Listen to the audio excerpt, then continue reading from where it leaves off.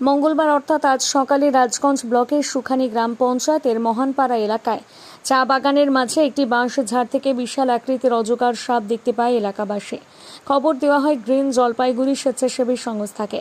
খবর পেয়ে গ্রিন জলপাইগুড়ি স্বেচ্ছাসেবী সংস্থার সম্পাদক অঙ্কুর দাস এবং ক্রীড়া সম্পাদক বিবেক ঝা ঘটনাস্থলে পৌঁছে বাঁশ কেটে অজগর সাপটিকে উদ্ধার করে। 8 ফুট লম্বা এই বার্মিজ পাইথনটিকে বন দপ্তরের হাতে তুলে দেওয়া হবে বলে জানা গিয়েছে।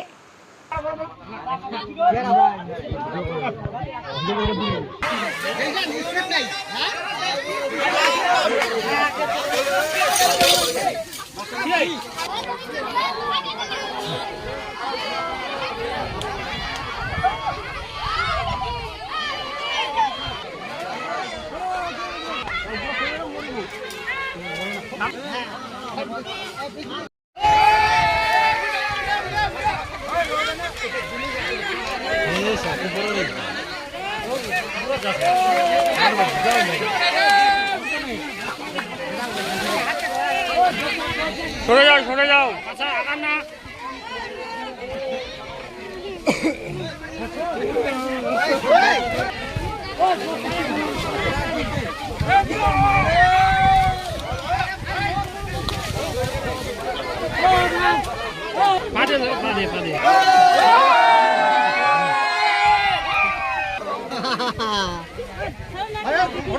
দেখো